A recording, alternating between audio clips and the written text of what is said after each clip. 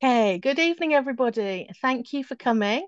And I'd love to welcome Elle McNicoll here for this evening, who is going to talk to us about her new book. I'm sure some of her old books and the TV series A Kind of Spark as well.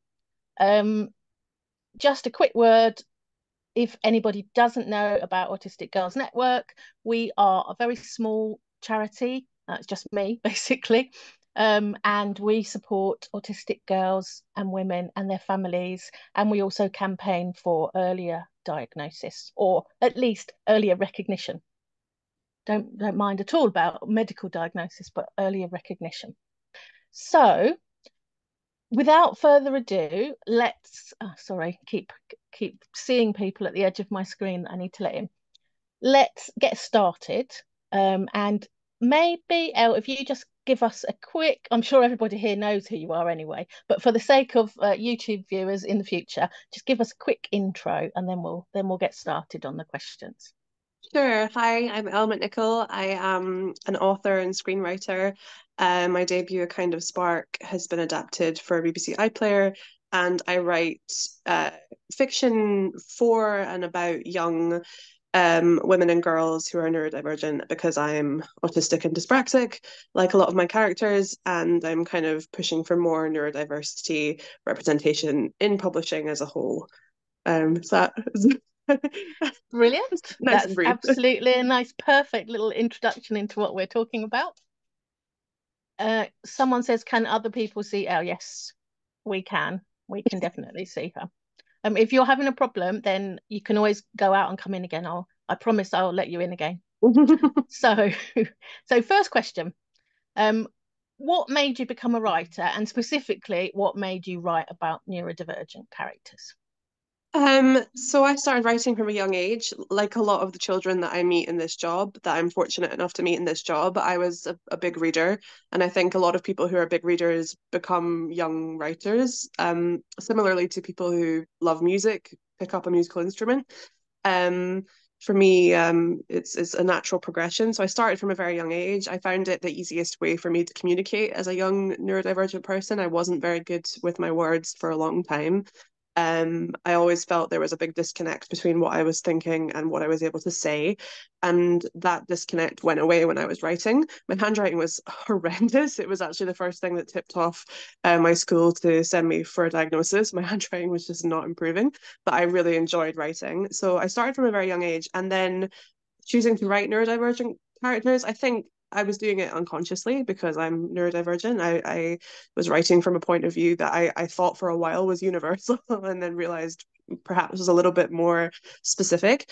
And then I actively, when I wrote my first novel, A Kind of Spark, I actively said this character is autistic, and while that isn't the plot of the book and the now TV show, it is their point of view. I like to think of it as the plot and the action is one thing, but the camera lens is autistic. So everything that the camera captures is through an autistic lens, um, rather than it being the plot. And I do that because I think it's important for neurodivergent points of view to be part of the literary canon, and to be obviously so not just to have people guess at it and go, oh, do you think they were maybe XYZ, but to proudly say this is an autistic book with an autistic main character and autistic secondary characters. And I'm really hoping to get those representation statistics in books up and higher.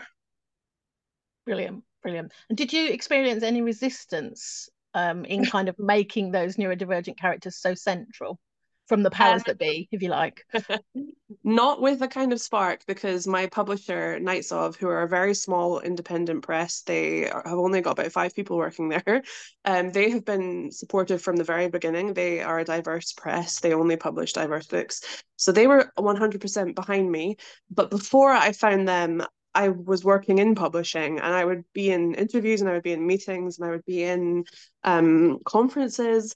And I would say, based on my own personal research that I've been doing over a few years now, I've discovered that neurodivergent representation in children's books is 0.005%. And that's an appalling figure for a chunk of society who's getting more and more visible by the day, thank goodness. And I was met with a lot of indifference, and I was met with a lot of explanations as to why pursuing neurodivergent stories wasn't possible, wasn't profitable, probably is more accurate to say than possible. The publishing is obviously a business, and most of the publishers I spoke to were corporate publishers, and they didn't see a space for own voices neurodivergent work. And it was something that frightened them a bit, and it was something that alarmed them, and they didn't see dollar signs. So I had a lot of resistance in those aspects of my career. And then when I decided to actually be a writer, I had no resistance. I had complete support and complete solidarity from my publisher, and also from the BBC and the production company when I worked as a screenwriter on the show. So I went through some real resistance, and then came out the other side and met collaborators who were extremely supportive and extremely generous. So I had both Yeah. ends of the It of all the turned of the out linear okay in the scale. end, I guess. Yeah. Obviously, at Autistic Girls Network, we are particularly concerned with those, well, with how those who present in an internal way are being missed, and most of those tend to be girls and women. Yes. Are your characters mostly girls because that's your experience, or because neurodivergent girls have been especially unrepresented in literature? I think it's both. I think it's both. I think it's natural for writers to align more with one sex than the other. Male writers tend to like male characters, and female character writers quite like female characters, and obviously that's very binary. But as a generalization, that tends to seem true. And so, as a woman, I was interested in writing about girlhood and about growing up as an autistic girl, but it was also 100% with an awareness of a very specific part of being an autistic girl, because everything I saw as a teenage autistic girl about autism was very male. It was always through a neurotypical lens, and girls and girlhood were very excluded from it. And I felt very strongly about sharing my own experience through the stories are fictional and they are imagined, but a lot of the experiences within them are from life. And I'm just really thrilled that that specific take on girlhood has resonated with so many people. And I think that is because there is so little of it shown. We've seen that as well with the TV show from all over the world. People saying, "Oh, finally, this is me. I don't have a Rubik's cube. I don't like maths. I don't like any of these." Which is okay if you. I've got a very good friend who's autistic and who's a man in the US, and he always has a Rubik's cube. And every time I say something like that, he's like, "Shut up!" But to be generalizing, I was like, I'm not a math genius. I can't count toothpicks. I can't do any of the kind of stereotypical things that the culture told me I should be able to do. This is what I know, and that's what I put in the books, and I'm thrilled that it resonates with people. And I'm very, very proud to write for and about autistic girls. Brilliant. Um, your books have been really successful. They've won awards, they've won lots of, brilliant reviews. But what feels the most successful thing to you about them? And there's no wrong answers here. There's that's good. And there's also, for me, there's so many answers. So when someone says I didn't want to talk about my diagnosis before I read this book and now I tell everyone, that's a huge win. When someone says my doctor or teacher gave me this book and now I feel like I understand who I am, that feels great. I met a librarian from a women's prison, who said that Kind of Spark was her most borrowed book, and that some of the inmates had even begged for their own copies, which was Wow. hugely emotional, because obviously prisons are full of undiagnosed Yeah. and under invisible people, really, people who have been ignored and left behind. So that was hugely emotional. And so I think it's those kind of stories when the awards are lovely and the award shows are lovely, but they are just a tiny part of it. The wider story is every day someone sends a message and says, especially with Keedie. Keedie's a character who means a lot to people, especially people who are older. I like to say that my books have no upper age limit. I want everyone to feel that they can read them at any age. And I do have a lot of adult readers. We just launched Keedie on last Thursday at Waterstones, and it was sold out. And we had a lot of adults there just by themselves because it means a lot to them. And some people have even said, I'm alive because of this character, because I didn't do the silly thing because of this character. And that's huge. It's a huge thing to carry those kind of stories from other people. So those are the moments I think that are the best. The awards are very nice, but those are the really, really special moments. And I know you get loads and loads of messages from school children too. Um, is can you even kind of answer all your own mail now? Yeah, I try and prioritize mail from autistic people and from young children. But it takes me a while sometimes. I've got a bunch of letters in front of me that have been sent in March, and I still need to get back to them. But I get back to as many people as I can. I can't get back to every single DM, but I do try because I know that it takes a lot of courage sometimes for people to message, especially if they're talking about something very personal or something very vulnerable. So I think it's always good just to acknowledge and say, yes, I see you, I hear you, even if it's just a little heart or an emoji. It's just to say I hear you and you're not by yourself. And it's a privilege. It's a real privilege, and television definitely ups the stakes a bit. You get more visibility and therefore a bigger audience and more messages. But it's a privilege. Like the other end of it would be complete silence, and that would be terrifying. So Yeah. it's a real honor. Okay. So the next question is about a kind of spark. We are going to get onto Keedy, obviously, but let's talk about a kind of spark just for a moment. In that book, witchcraft was a central aspect because it's a passionate interest. Yeah. How does your own hyperfocus frame your writing about these kind of topics for your neurodivergent characters? I mean, that's a good question. There's some hyperfixations I have and hyperfocus and some special interests that I know just won't make a good story. As much as I would love to write 300 pages on them, I just know they probably wouldn't interest that many people other than me. But sharks and witches, which are the two kind of big special interests in A Kind of Spark, both the book and the TV series. One of the big notes I had on the TV show in the writer's room was I said we have to remember the sharks. We can't just focus on witches. But I'm so fascinated by both. I'm fascinated by the psychology of witch trials, by the geography and the history of it. And so it's what I always tell young kids when I'm in school visits and they say, I want to write a book, I want to write a story, but I don't know how to start. I always say, start from something that really interests you. Because if you're going to spend weeks on end and 300 pages with a subject, you need to like it and be interested in it. I've forgotten the question, but that's Yeah, it um was it was about how kind of your own special interest or hyper focus Yeah, well, changes I'm just, you have how to you write treat about it. what interests you, and so I did. I ultimately did, and then it was lucky enough that the witch trials could also lend itself to a bit of a plot. And the coolest thing is now it's a lot of people's special interests. A lot of people are interested in witches. A lot of non-autistic people are interested in it, and lots of kids have started campaigning for memorials in Scotland, and a few have even been made up. So it's very, very cool. And yeah, I always tell the kids, write what you're interested in, and then the reader will be interested too. So that's I think why. Yeah, I guess the witches lent itself to a plot better than the Yeah. sharks, I The guess. sharks were, I mean, unless you got a job at an aquarium, which I'm Yeah. not ruling out, there wasn't much to go with the sharks. I get lots of nice stories from children saying they've written sequels to the book themselves, and Audrey and Addie go shark diving. And I always think, well, that's fun. Well, let's continue that train of thought. In A Kind of Spark, it wasn't being autistic that was central to the story, but it was social justice as Mm. part of Addie's passionate interest and part of the witchcraft interest.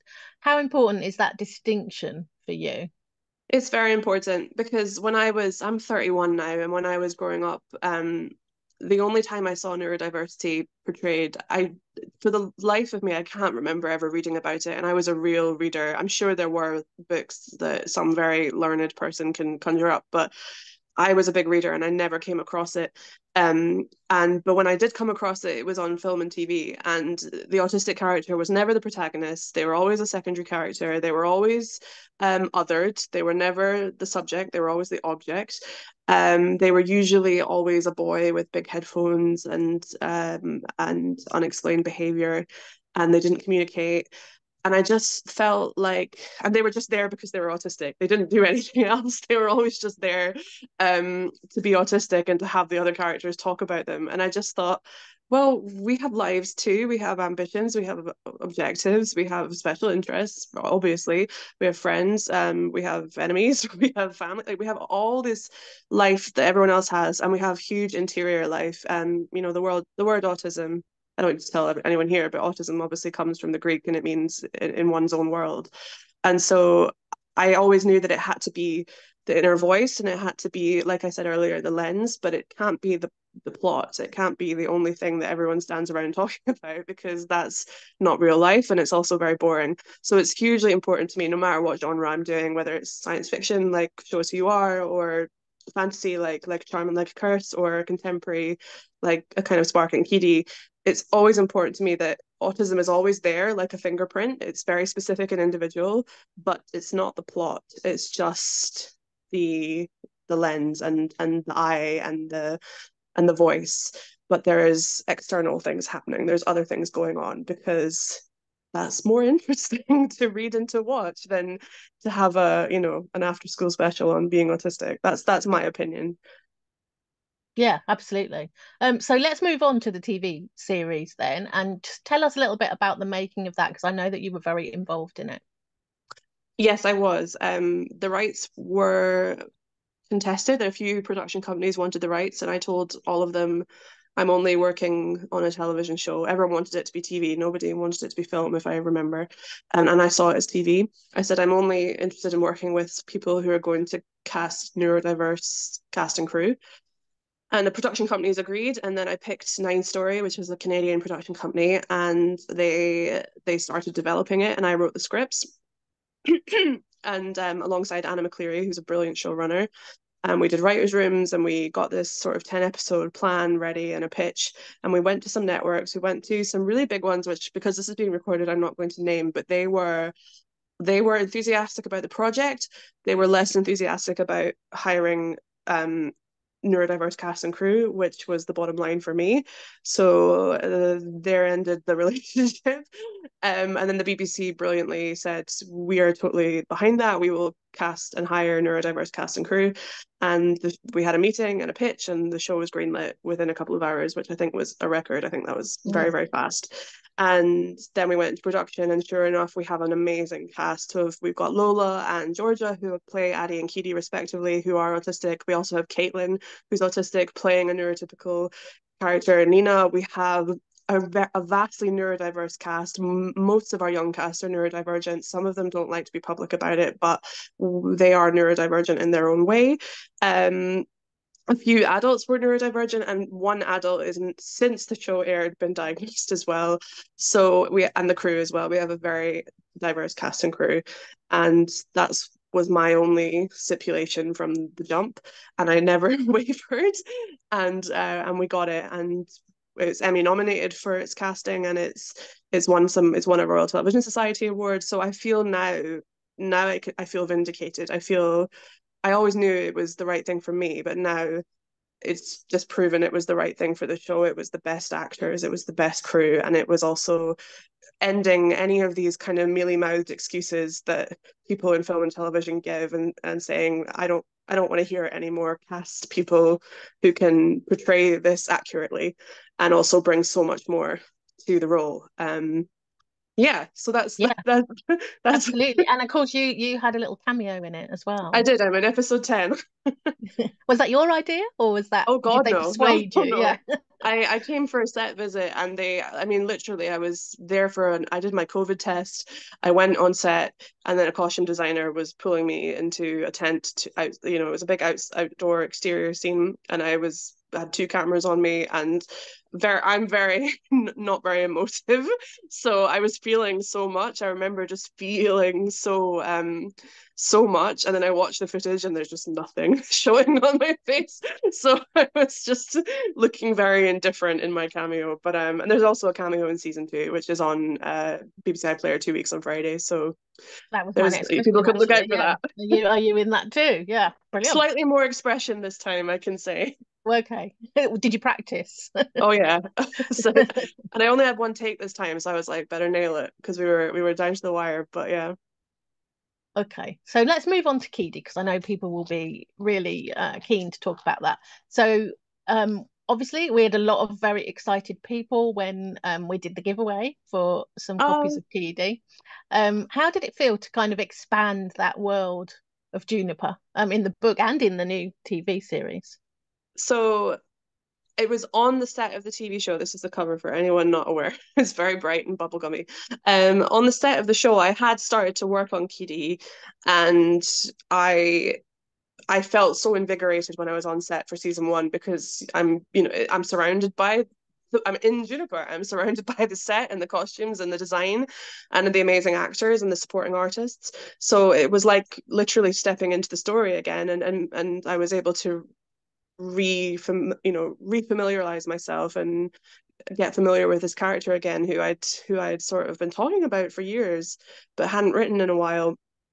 And so I thought, yeah, I'm ready to go back to her because I always knew I would because everybody asks about this character. And people often say, what's it like to revisit that? And I think, well, I don't think I ever really left because I went straight from writing the book to publishing the book to writing the TV show to putting the TV show on air. I've never left Juniper, and the characters are always with me. It's the one. They're the characters that never go away. Everyone else, when I write the end, is sort of the end. With them, they always stay. So yeah, it's exciting to revisit Keedie. It's a prequel, so it's 5 years before a kind of spark. So it's all laying the groundwork for the events of a kind of spark. It's a little bit lighter, I think, in thematically because we don't have witch trials. There are 4 autistic girls in it, and they're all very different. One goes to an all neurodivergent school, and she's very confident and happy and bright. One is a little bit more unsure, and then there's Addie and Keedie and the town of Juniper that still isn't, because it's a prequel, isn't as accepting as it should be. And it's about bullying in school and how sometimes schools just don't support autistic kids the way they think they do. And the cracks that sometimes these kids can fall through. But like I said, it is a light, happy read, and it's about Keedie when she's about to turn 14. So it's that sweet spot in books that we don't often get in middle grade and YA. There tends to be a gap where people forget about 13, 14, 15-year-olds.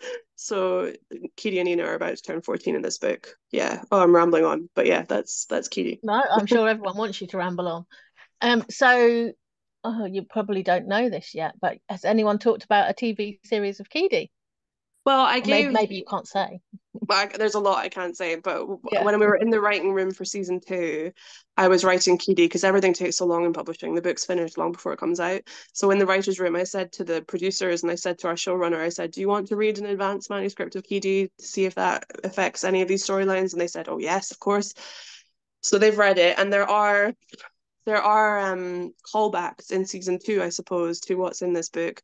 Season 2's been written with this book in mind, but everything is new.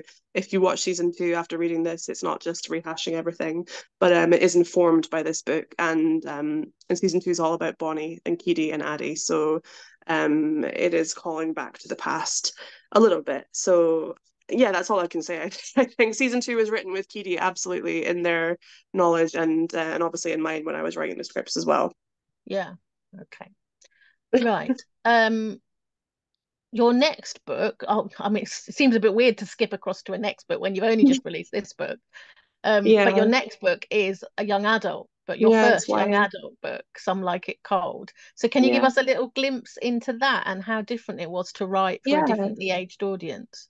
So YA, and it's upper YA. It's actually YA crossover, which means that it's crossing into adult fiction. So it's for 16 years old and up. It's about an autistic girl called Jasper who comes back to her very small town of Lake Pristine after having a really tough time at university, and unbeknownst to her very conservative and well thought of family in the community, she's dropped out of university without telling anyone because she's just not coping with the academia. And she comes back to this small town over winter break, and she's got this list of things that she wants to do before she leaves forever. She wants to go to design school instead, and she thinks that she probably won't be welcome at home anymore because of her decisions. And then she meets an old nemesis who runs a cinema, and they reignite their old fights from high school. And meanwhile, she rediscovers her special interest in black and white movies, and of course has to end up going to that cinema run by said nemesis, and they get much closer through her special interest of black and white movies like Some Like It Hot and The Apartment and It's a Wonderful Life. And it's a really kind of sweet, um yeah, it's a love story, and it's really been the most special book to me, I think. And it's the one I'm very nervous, I'm very scared, not just because it's a brand new genre and a brand new age group, but because it's so personal. But the feedback from people has been so gorgeous, and I hope that they like it. I think that's probably a given, really, but I guess we shouldn't say that. We shouldn't jinx it. Touch wood. I did read today that you would like to write a book with your dog in it. Oh yeah, I have a dog called Cheeseburger, and I get asked a lot to write picture books, and they always say, "Can you write us a picture book about being autistic?" And I always think, "Oh, I don't want to just write a book that's just about being autistic," but I would love to write one about Cheeseburger because I think he is a very neurodivergent dog. He wants to be everybody's friend, and sometimes he comes on a bit too strong with some people, and they don't like it. But he's a very gorgeous, sweet soul, and I think he would make a great character in a book Oh, I was someday. just talking this morning to an autistic, well, an ODHD graphic designer who's going to design us a new t-shirt. Oh And wow. she has illustrated 6 books. I should introduce you. I'm sure Oh, your that'd be publishers great. could introduce you to many Because neurodivergent designers. I cannot draw, so that would be great. I'm sure Cheeseburger would look very nice Yeah, I mean, I'm sure. in those kind of colours, if you like. Mm. Okay, and I guess I have one last question, which is kind of a big, broad question, is what's next? Oh wow. Well, something for adults is potentially going on submission soon, which I'm not allowed to talk about. And season 2 of A Kind of Spark is on BBC iPlayer on the 26th of April, all episodes. So we're getting ready to launch that. Um, and and that's it. And then Some Like It Cold, I suppose, is the big next thing in October. And like I said, I'm nervous and scared for it, but also excited. So yeah, lots of irons in the fire. Loads of irons in the fire. Okay, right, we're going to open it out to questions. I have to say, I haven't had even a chance to look in the chat, so I'm just going to have a look in the chat now and see whether there is any questions in there already. If not, do feel free to put your question in the chat. It would be great if you could put question first so that I can easily spot it. Uh, there's a lot of people saying they've learned so much from your books and your TV Oh, thank series, you. and they can't wait for the new book and the new TV series. Well, the new book's out already, but the Yeah, new I TV know. series is still to come. Right. Someone says our village supposedly has witch burial grounds, but sadly there's nothing written about them. Sounds a bit exciting. Oh, burial ground. I mean, that sounds like the start of a supernatural thriller, but yeah, It that's does a really. shame. Unmarked graves. That's extremely sad and poetic. Yeah, it is, isn't it? Yeah. Sorry, I'm just whizzing through No, this that's okay. chat.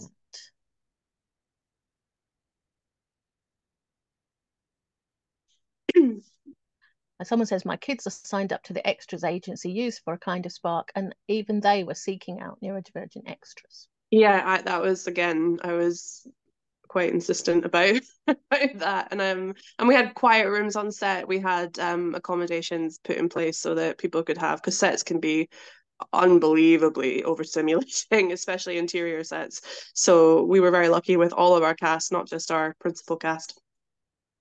Yeah. Well, actually, that's very topical because the first question I can see is where are the castings for your shows posted? Oh, they'll be posted traditionally on Spotlight and all the usual casting breakdowns, and it's done professionally by a professional casting agency, or casting director, I should say. And it's all done through Nine Story and the BBC, and I approve everyone, um and it's all done traditionally. Yeah, but I did think when we were having a little bit of trouble finding Addie, well, I say they were having a little bit of trouble finding Addie. I said, well, I can walk into any school and I will find someone who is absolutely ready to do it and knows all the lines. So yeah, but it's traditional casting. So all of our principal cast, so Lola, Caitlin, Georgia. Well, Georgia, this was her first acting role, but Caitlin and Lola have and Eve actually played Audrey. They've been on CBBC before and television before. So yeah, professional casting director. Okay, we've got a question next from Emily, our trustee, who I think you know, Emily Katie from, you I know her from do. Twitter, published her own book a couple of weeks ago. And she says, Very can you true. tell us more about the writing process of Some Like It Cold, if we can talk about that?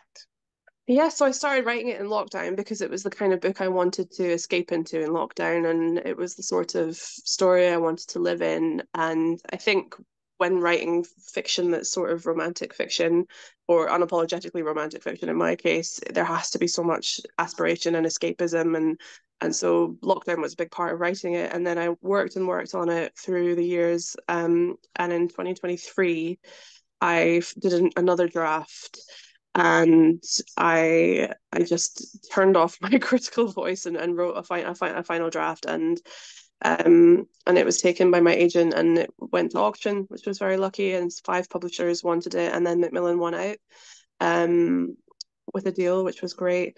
But the process I didn't do a different process than I would for my younger fiction. It's the same process. It starts with a character, it starts with what that character wants and what that character is sad about, and then the story expands from there. Um, so yeah, thank you for that question. Next question, what was it like growing up autistic? Did you struggle or get bullied at school?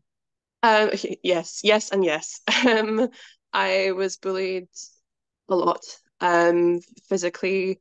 There was a very violent incident with a skipping rope when I was young, and it was a bullying that was just in a very different.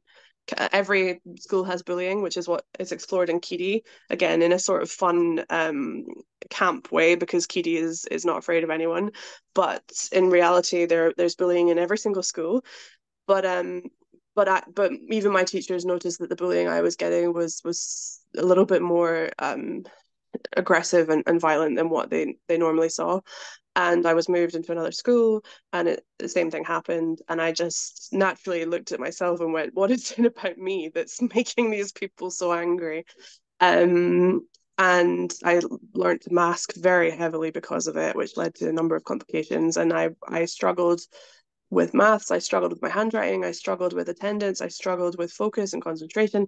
I was put in counselling at 11. I mean, I don't talk about this a lot because, and I never talk about this at school, because at school visits, I mean, because I don't want anyone to feel negatively, but it was not fun. It was not a good time.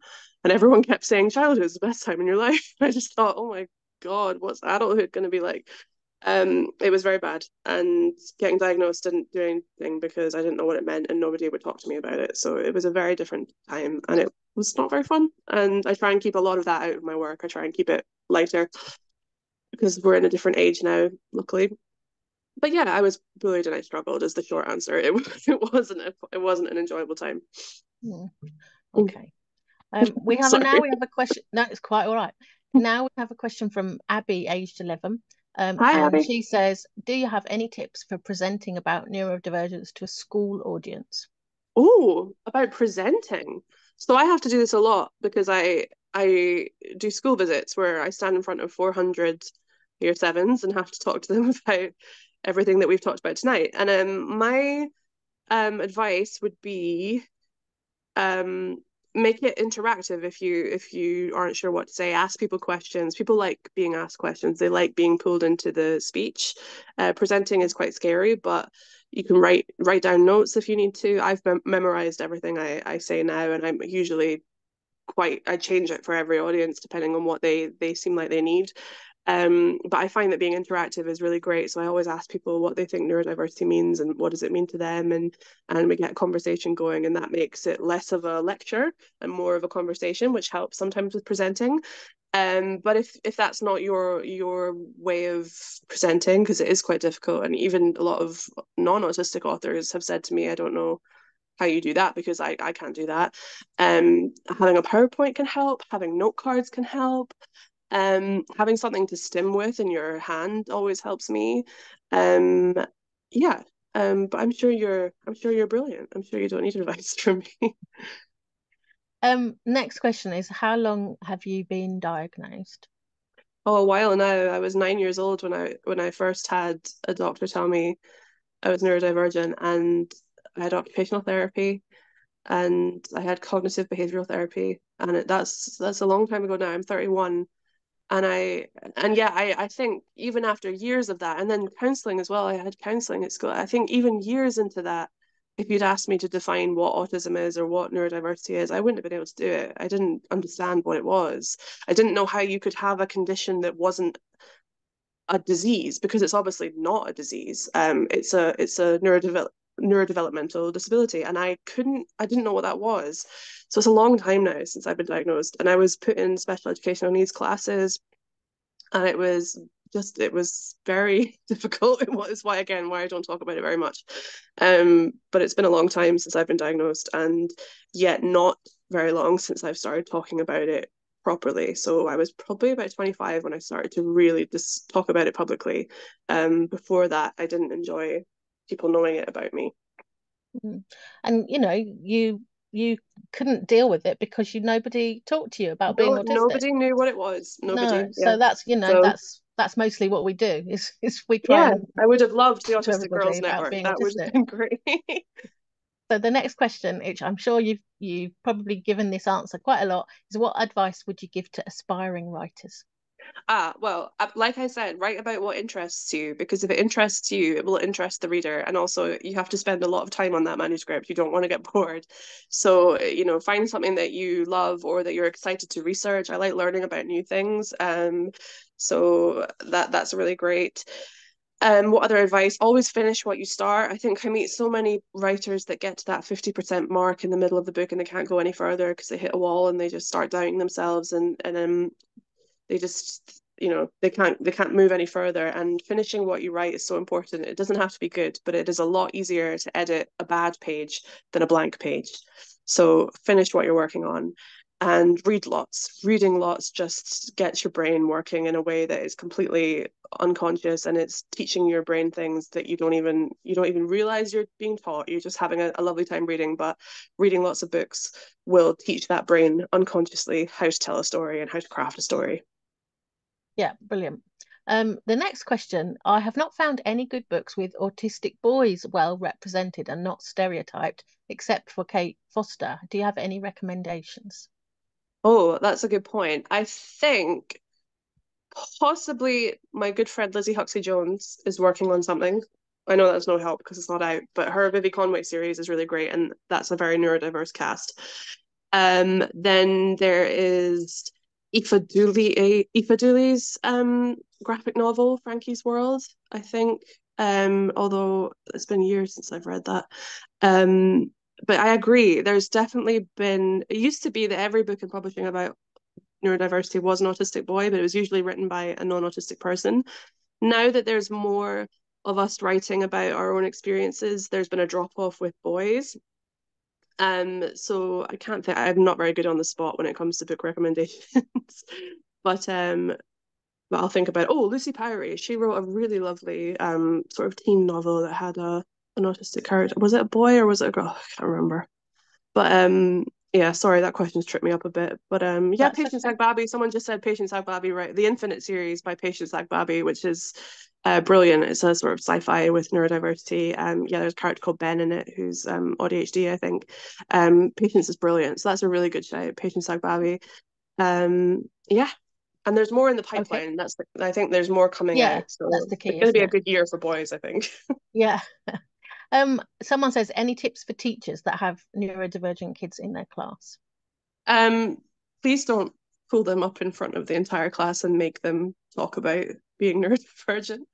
Um, that's something that sometimes I see happening. People think they're being very inclusive by putting someone on the spot and making them talk about their disability, and I don't think it's always the best thing. Unless they're happy to talk about it, that's great. But I also think being mindful of the fact that autism, at least in my experience, and also for a lot of people, is a very physical condition. The lighting in a school, the sound of the bells, the proximity of all these other bodies, a lot of it is very intense, and that intensity can and that overstimulation takes a physical toll.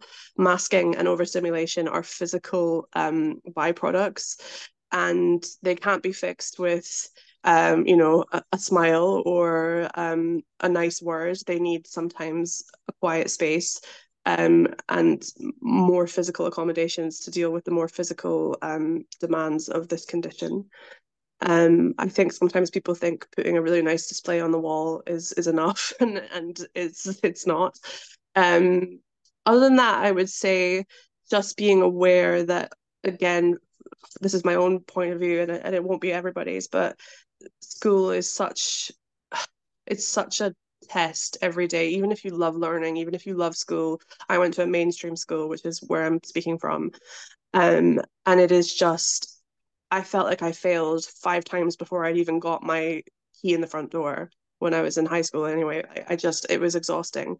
So it's just being mindful of the fact that an autistic student in your class may look like a swan that's like gracefully gliding along the pond, but underneath those feet are going like crazy to keep everything afloat. And that takes a physical toll and it takes a mental toll. And then finally, I would say listen to neurodivergent kids in the classroom and trust that they understand their condition better than anybody, and they understand their needs. And if they need to go to the toilet, let them go to the toilet. Don't make it into a moral failing.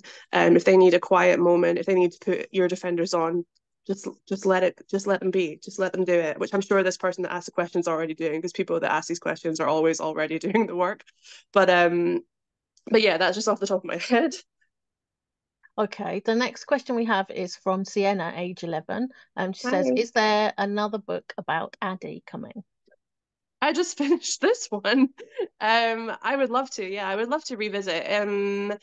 Yeah, we'll see. I try not to give all my good storylines to the TV show, so there are still a few things that I can see Addie.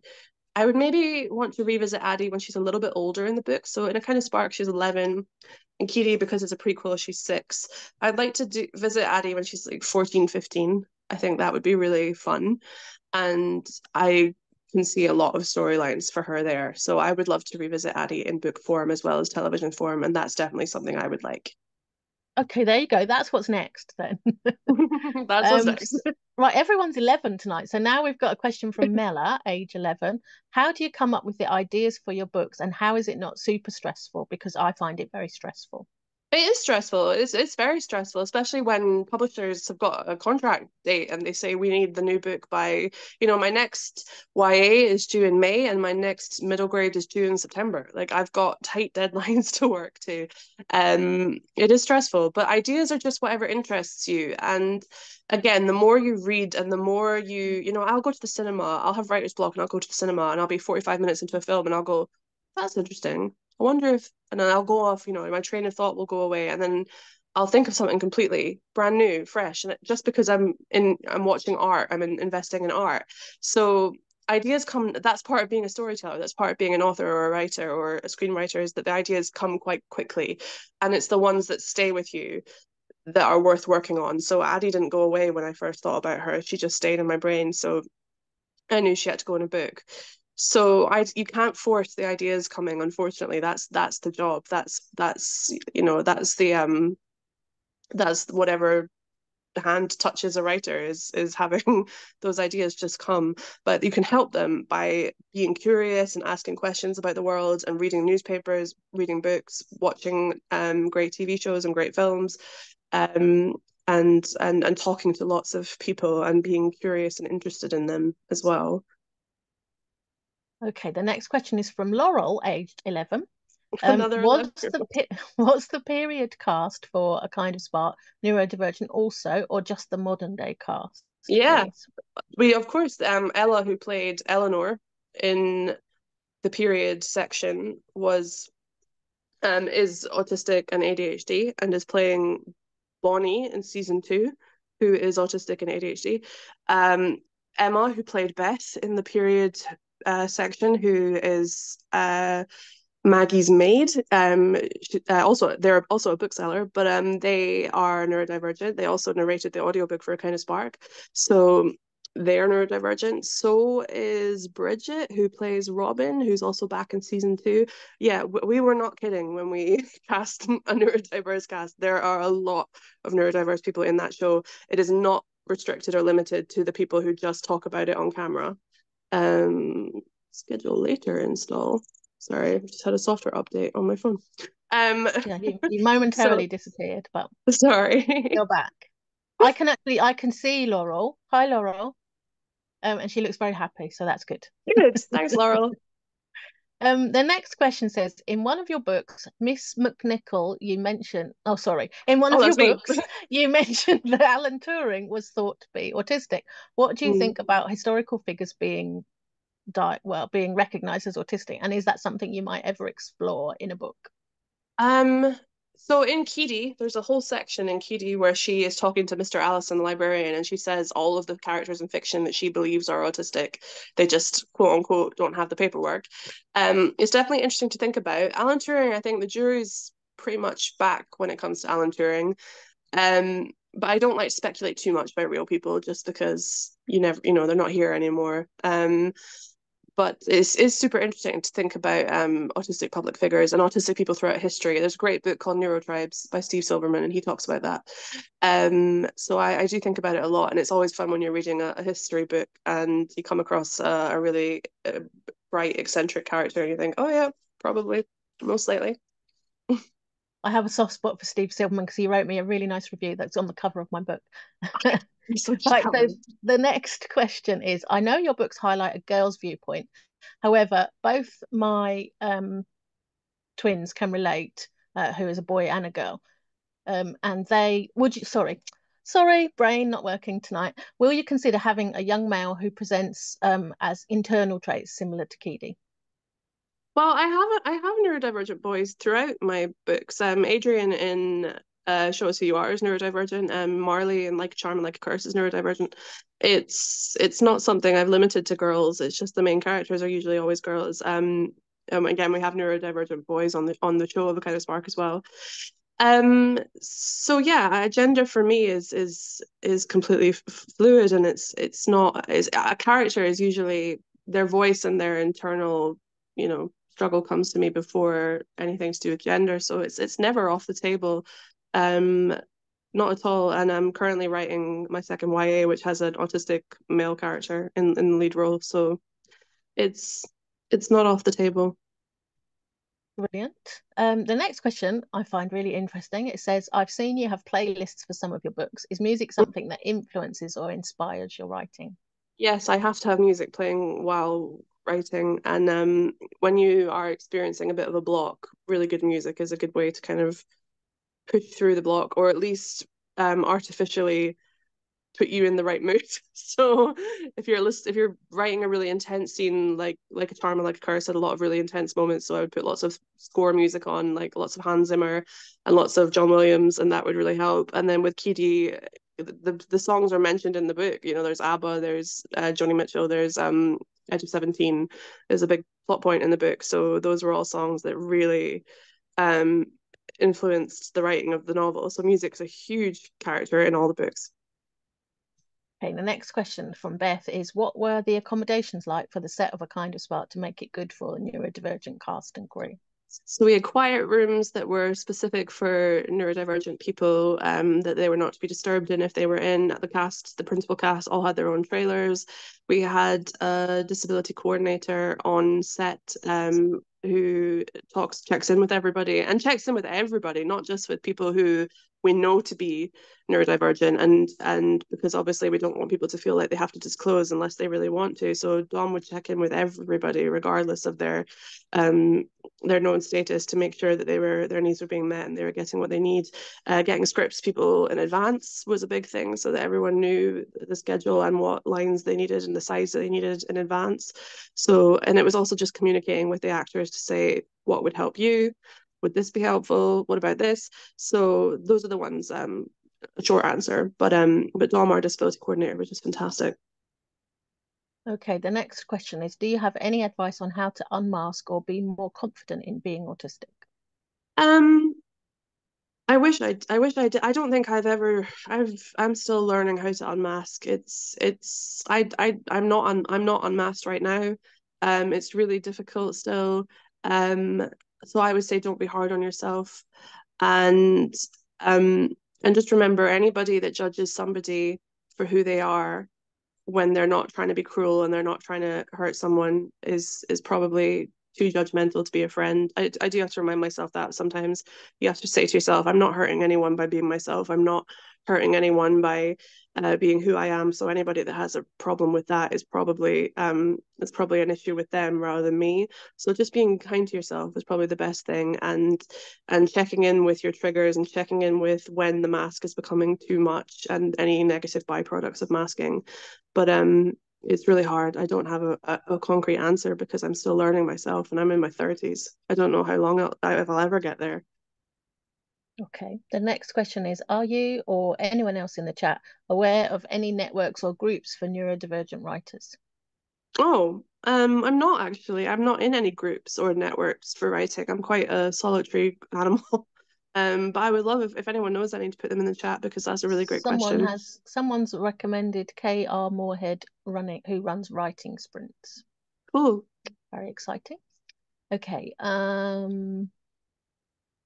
Someone says, I'm interested in what you said about the lack of 14, 15-year-old protagonists. Do you think this is something which needs to change? I do. I think teen, quote unquote teen, has been neglected a bit. There's some really great YA. There's some really great middle grade, but there's not so much of the in between. I felt that way as a bookseller, and I feel that way as an author. And hopefully, I think people are onto this now. So it's been a topic of discussion for the last year in publishing. So hopefully, we're going to see some changes soon.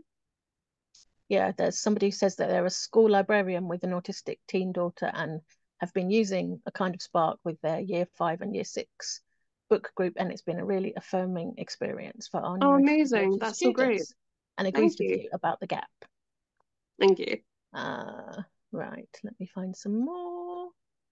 Someone wants to thank you specifically because they remember watching the pasta sauce scene and thinking that's just like me, and then got diagnosed a day later. Wow, there you go. Yeah, I get more feedback about that scene than any other scene in the show, and I'm really glad. Oh, really? Yeah. Okay, right. Yeah, I don't know what you're going to say about this one, but this is from Sienna, age 11. Will you come to my school and talk to everyone about girls who are autistic to help the teacher and other children understand things more? Yeah, I'd love to, Sienna. My school visits are all arranged by a company called Authors Allowed. A lot of children's authors are with Authors Allowed, and the schools can get in touch with them, and then they get in touch with us, and they set up a visit. And yeah, I'll go to any school. I'd love to come to your school, Sienna. Thank you for asking. Fabulous. Someone says, how did you get your inspiration for A Kind of Spark? Um, I don't know if it was so much of inspiration or rather desperation. I'm just really, really annoyed with the state of the world and the lack of neurodivergent voices everywhere. So, but I think the inspiration was about thinking about those witches. So they're not witches, but the women that were accused of witchcraft, and it never went away. I always thought about them. Found out about them when I was 7 years old, and they never left me. And I think they were the reason I felt I had to sit down and write it.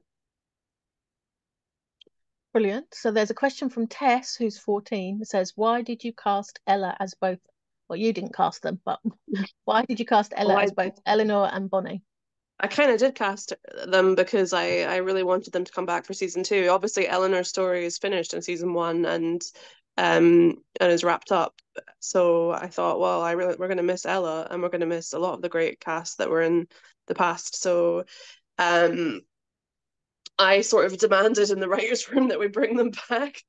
And I said, I really think Ella's right for Bonnie. Bonnie's a character that's mentioned in the book, but we haven't seen yet in the show. And I really think Ella's the right person. And I think people are really going to love their acting this season and their storyline. So I brought them back because I thought they were right for the role. Brilliant. Uh, There's a conversation going on about toilet cubicles. We won't bring that Lovely. up. Right, question from Mella. Do you have any non-binary characters in your books? Oh yeah. We also have non-binary actors on the show. And they are amazing. I think Alona and like Curse is probably on that journey. I think Marley is probably on that journey. I think Angel, who's a character in this novel, is on that journey. Keedie is queer, and that is discussed in this book. Yeah, but it's not something I am a cis woman and I have always felt like a woman.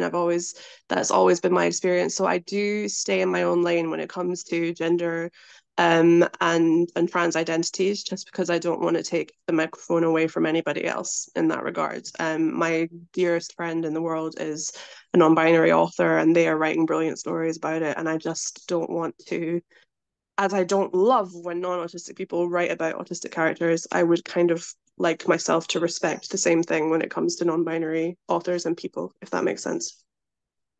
Absolutely. The next question, and there won't that we're 3 minutes away from finishing, so this will be near the end of the questions. What is your favorite question a reader has asked you? Oh gosh. That's put you on the spot, hasn't it? Oh yeah, it's probably when they ask, oh gosh, that's really hard. I don't know. Usually, can I have a hug? Because I'm a big hugger. That's my favorite question. And I go, yes, That's a and sweet we have one. a Yeah. hug. Um, Possibly the last question, depending on how long it takes to answer. What do you think of autistic representation in live plays since we've discussed books and film? Well, while I was working on A Kind of Spark, a play was on the off West End, and it was about a family with an autistic son, and the autistic boy was played by a puppet, which was quite dehumanizing, I thought, and I didn't love it. So that's where my opinion kind of starts and stops. I don't think theatre is striding ahead in terms of autism rep, but I know that a lot of the great autistic cast members we have had a have worked in the theatre, as have I. I used to work in the theatre, but I would love to see more autistic writing on stage. Yeah. Um, there's lots of people saying they want you to go to their school, so you might get a flurry of Authors allowed. requests. Just send them an email. Um, Someone says, did you say there are 6 autistic characters in Keedie? So is that Bonnie, Addie, Thanks. Keedie? Who are the other 3? I have to read the book. Yeah. Ha! There you go. That's your answer to that one. It wouldn't mean Okay. anything if I said the names because they're just all brand new characters. So that is a wrap because we are almost at 9 o'clock, and I promised that I would finish. I promised my own daughter as well that I would finish at 9 o'clock because Yes, good. she's waiting for me in the living room.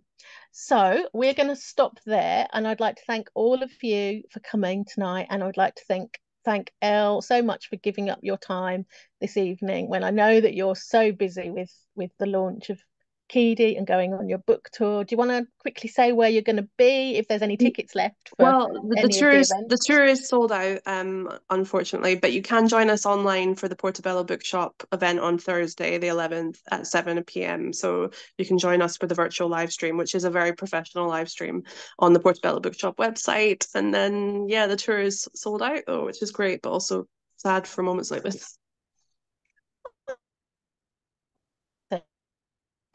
Remind us what date the second series of A Kind of Spark Yes, is season on two TV. drops on the 26th of April, which is a Friday. 2 weeks on Friday, I think. Brilliant. Do you know what time? Nope. We can look it up. We can look it up. Okay, so there's lots and lots of thank yous coming, and thank you everybody. And I'm going to say good night. Thank you, everyone. Bye. Bye.